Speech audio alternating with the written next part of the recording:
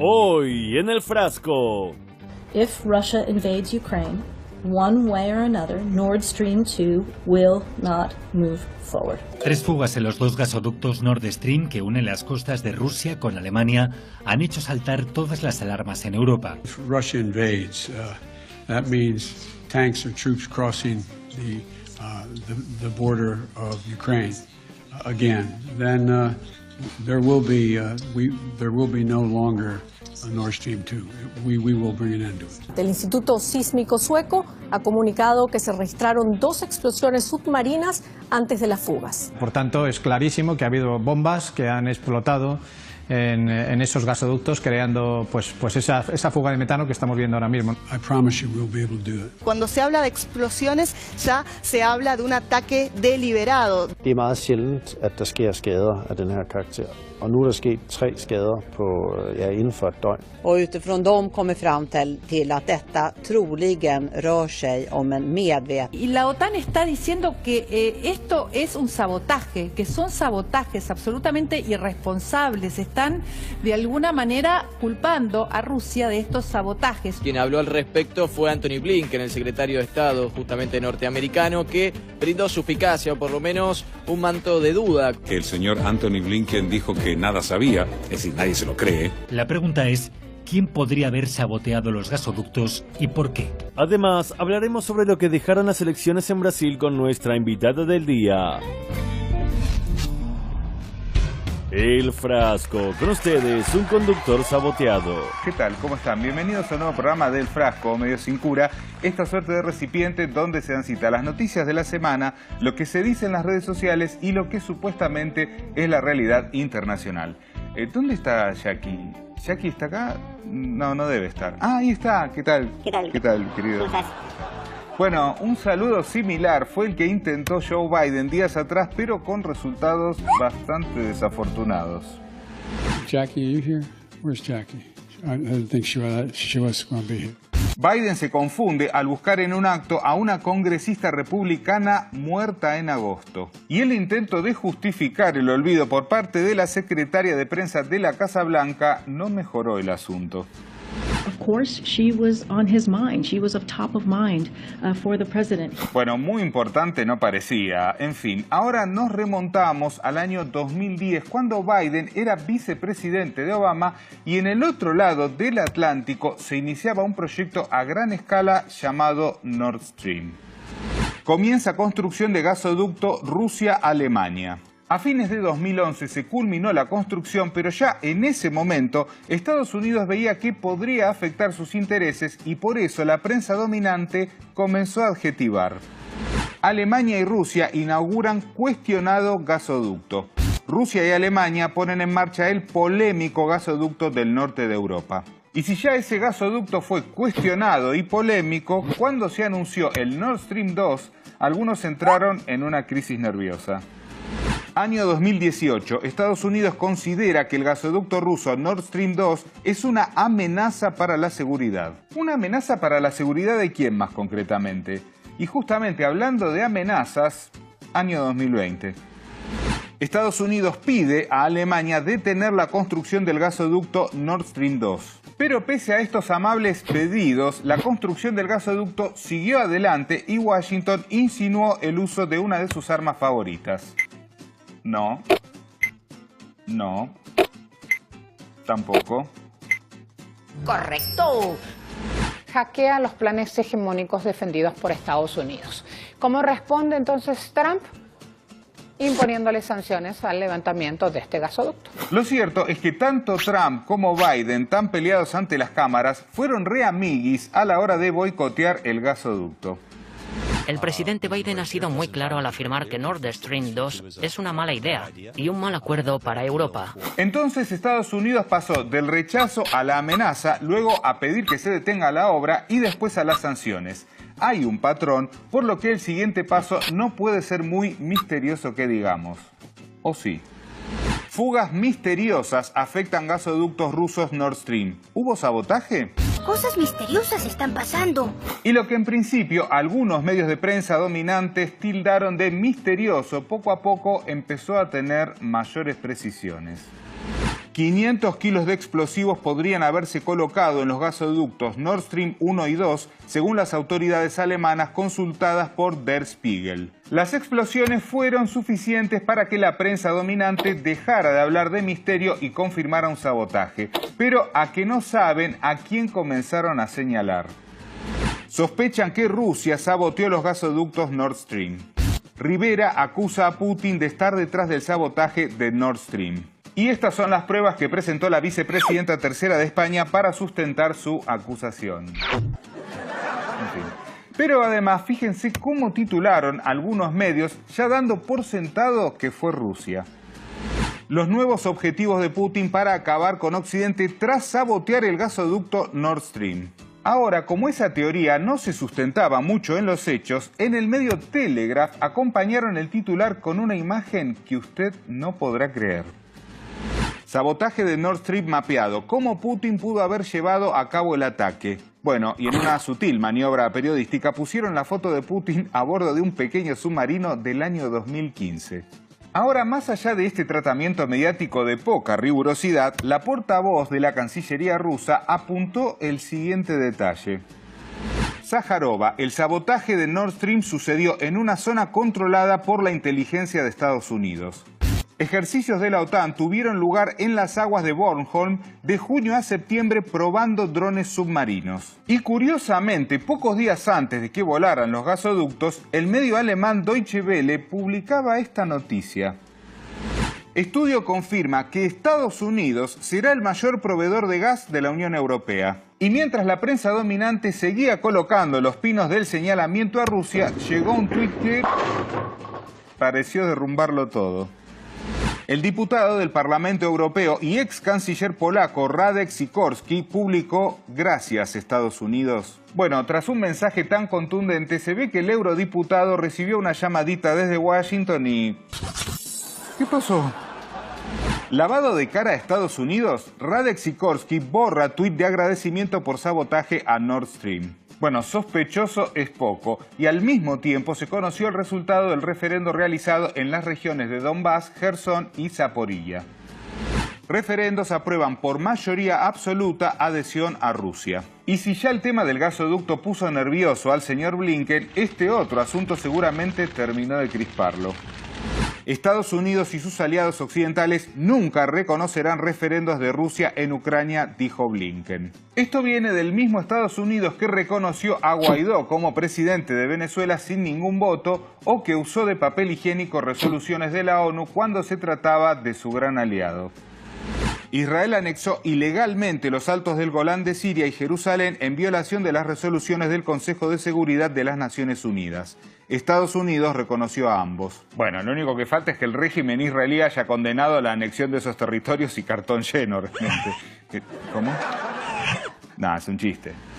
Israel rechaza los referendos de anexión de Rusia en territorio ucraniano. Y hablando del régimen israelí, sucedió otro grave hecho del que seguramente usted no ha escuchado nada en los medios occidentales.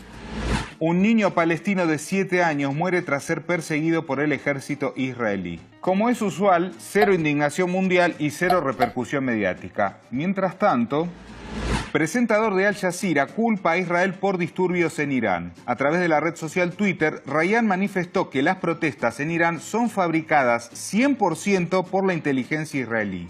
Lo que es evidente es que se está desatando una campaña anti-iraní en el concierto internacional que tiene seguramente su origen en Washington, en el Estado de Israel. Por su parte, desde la prensa del ente sionista también se apunta hacia el exterior. Vean qué curioso.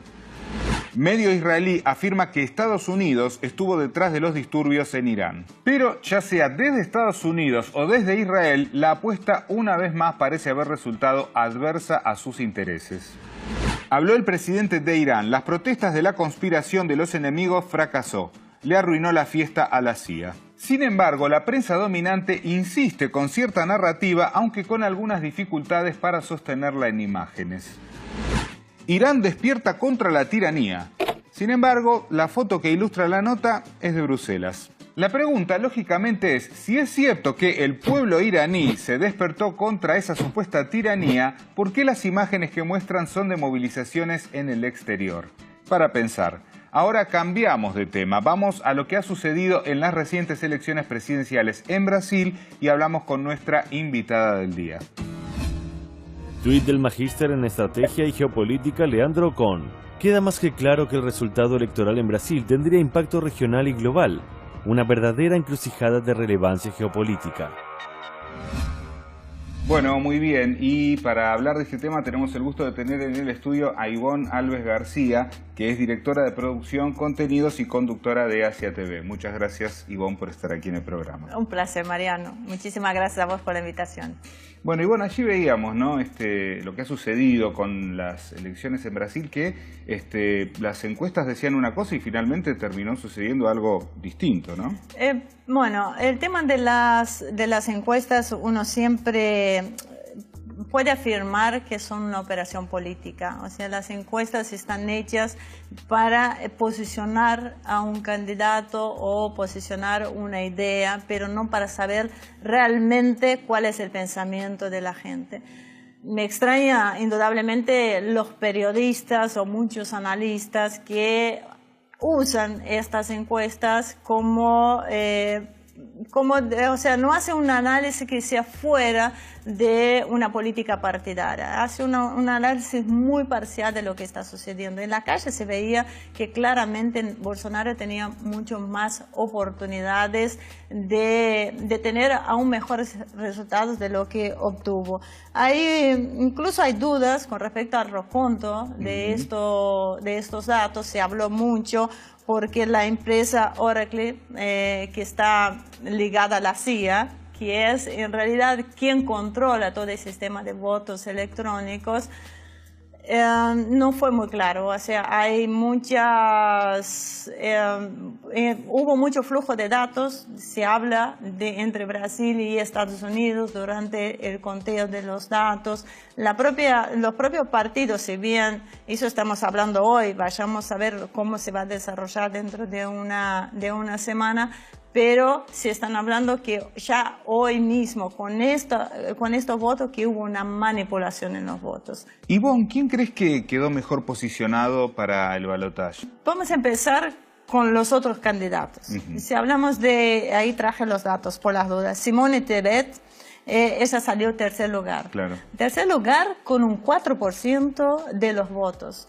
Ella tiene un perfil mucho más liberal, o sea, es casi un voto cantado que va a ir para Bolsonaro. El voto de Simone es muy difícil que vaya a Lula.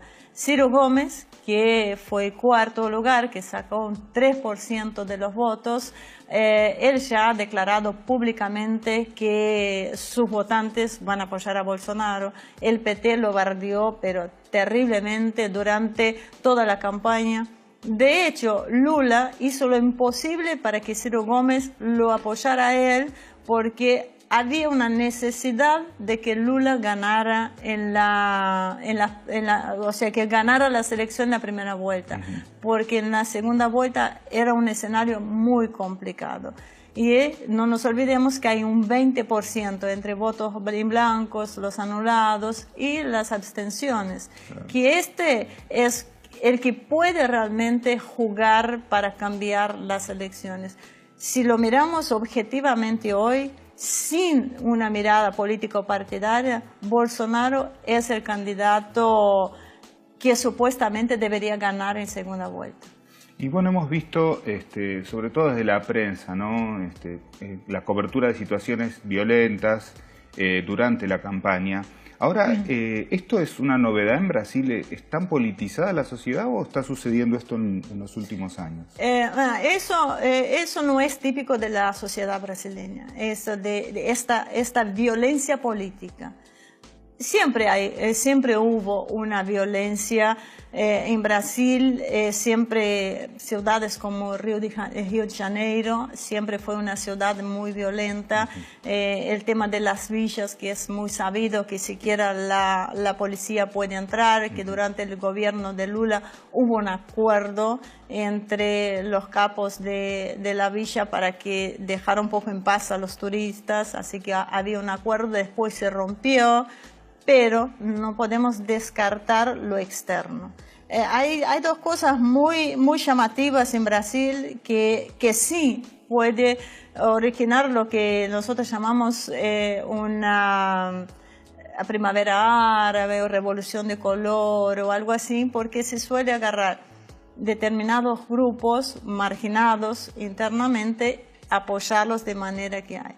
Cuando se quiere hacer un enfrentamiento en un país, en realidad se provoca desde ambos bandos. O sea, hay tiros cruzados para que ambos bandos se sientan atacados y se enfrenten. Eso yo no lo descartaría. Entonces, estas son las cuestiones.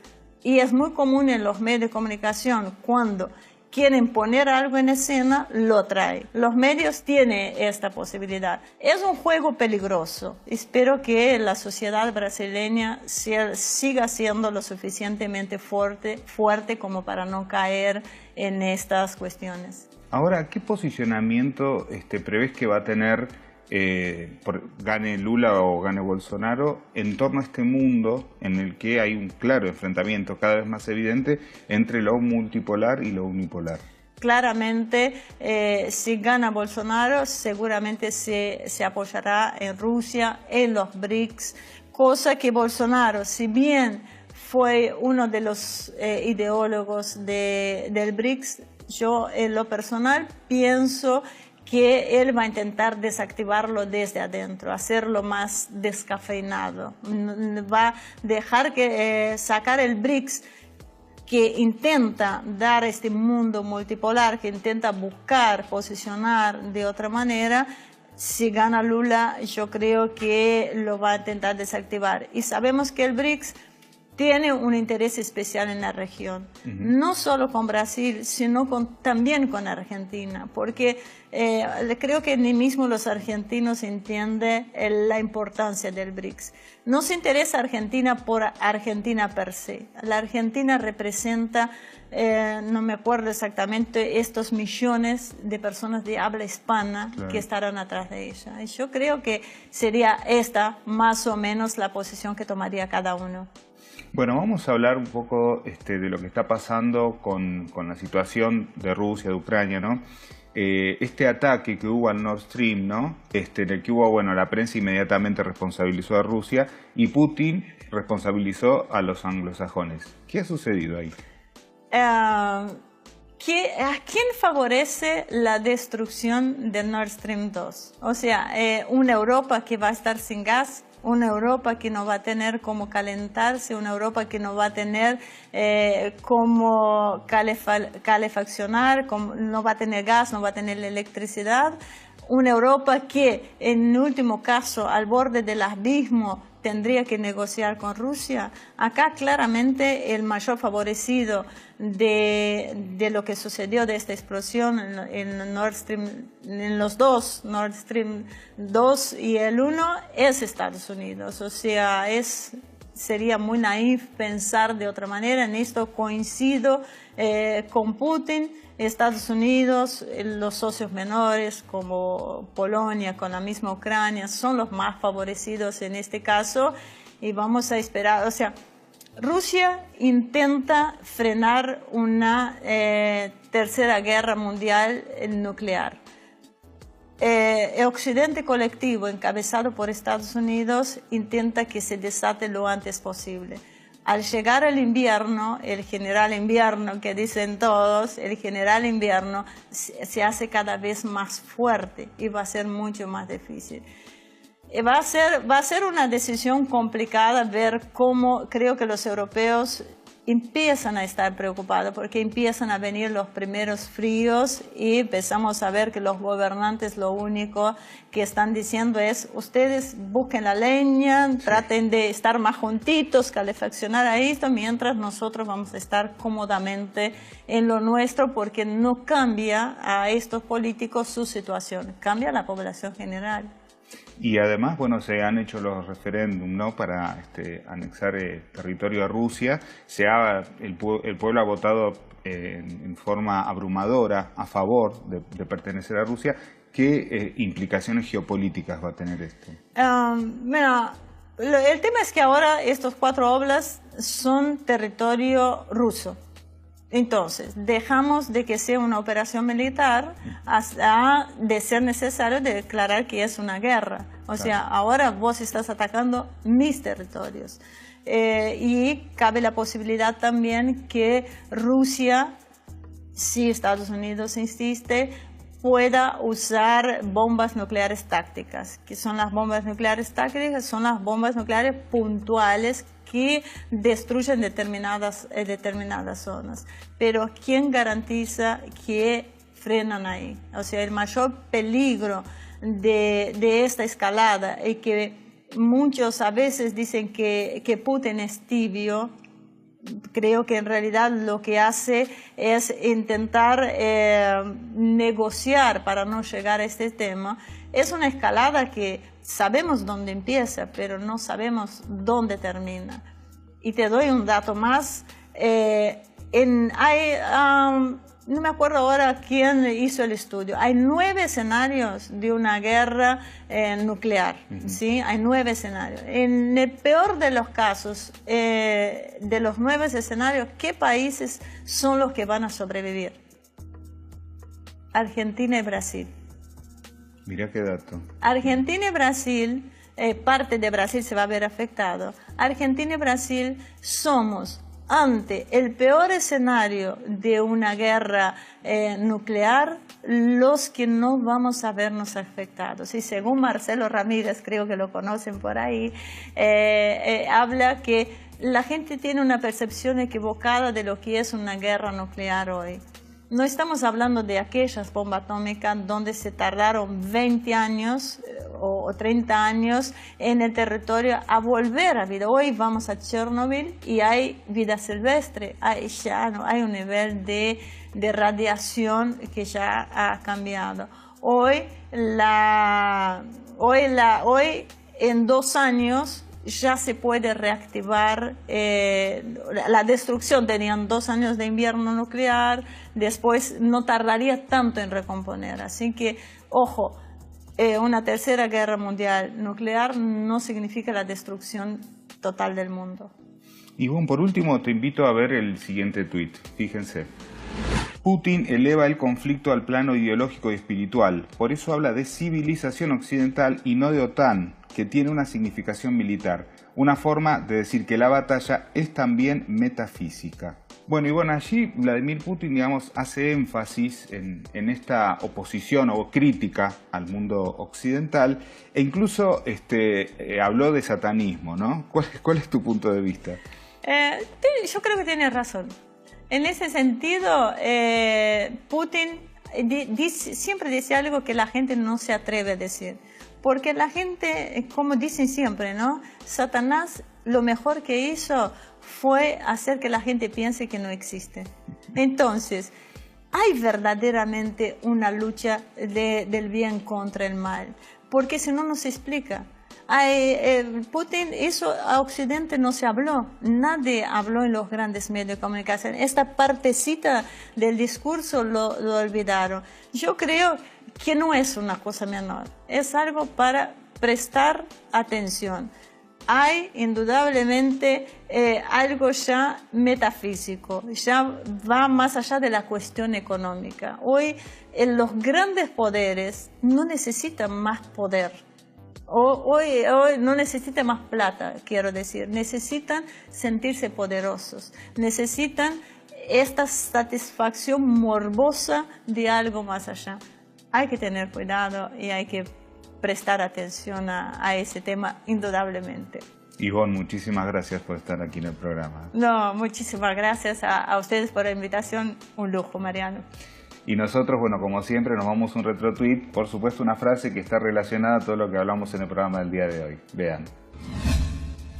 El propósito del Estado es promover la justicia social, pero no hay justicia social sin desarrollo, y no hay desarrollo sin soberanía. Getúlio Vargas, expresidente de Brasil.